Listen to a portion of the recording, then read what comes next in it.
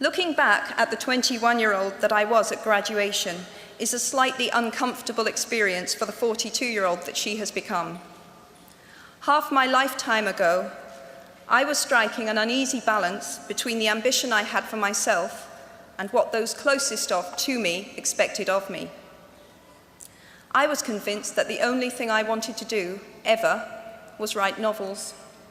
However, my parents, both of whom came from impoverished backgrounds and neither of whom had been to college, took the view that my overactive imagination was an amusing personal quirk that would never pay a mortgage or secure a pension. I know the irony strikes with the force of a cartoon anvil now, but... So they hoped that I would take a vocational degree. I wanted to study English literature. A compromise was reached that in retrospect satisfied nobody, and I went up to study modern languages. Hardly had my parents' car rounded the corner at the end of the road than I ditched German and scuttled off down the classics corridor. I cannot remember telling my parents that I was studying classics.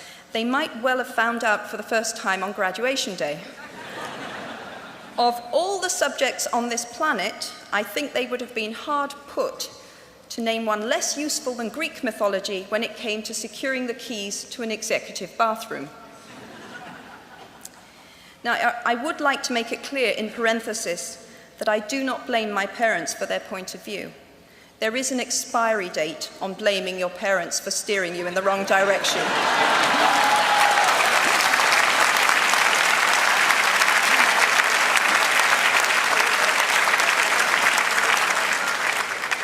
The moment you are old enough to take the wheel, responsibility lies with you. What is more, I cannot criticize my parents for hoping that I would never experience poverty. They had been poor themselves, and I have since been poor. And I quite agree with them that it is not an ennobling experience. Poverty entails fear and stress, and sometimes depression. It means 1,000 petty humiliations and hardships. Climbing out of poverty by your own efforts, that is something on which to pride yourself, but poverty itself is romanticized only by fools. What I feared most for myself at your age was not poverty, but failure. At your age, in spite of a distinct lack of motivation at university, where I had spent far too long in the coffee bar writing stories and far too little time at lectures, I had a knack for passing examinations, and that, for years, had been the measure of success in my life and that of my peers.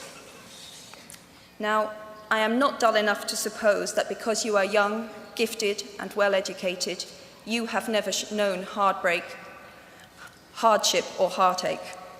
Talent and intelligence never yet inoculated anyone against the caprice of the fates, and I do not for a moment suppose that everyone here has enjoyed an existence of unruffled privilege and contentment.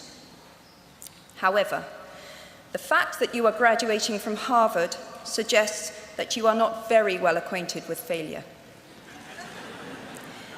You might be driven by a fear of failure quite as much as a desire for success.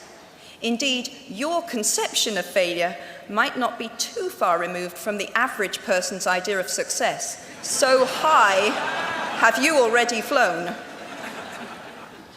Ultimately, we all have to decide for ourselves what constitutes failure.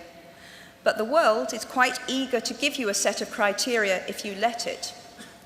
So I think it fair to say that by any conventional measure, a mere 7 years after my graduation day, I had failed on an epic scale. An exceptionally short-lived marriage had imploded, and I was jobless, a lone parent, and as poor as it is possible to be in modern Britain without being homeless. The fears that my parents had had for me and that I had had for myself had both come to pass. And by every usual standard, I was the biggest failure I knew. Now, I'm not going to stand here and tell you that failure is fun.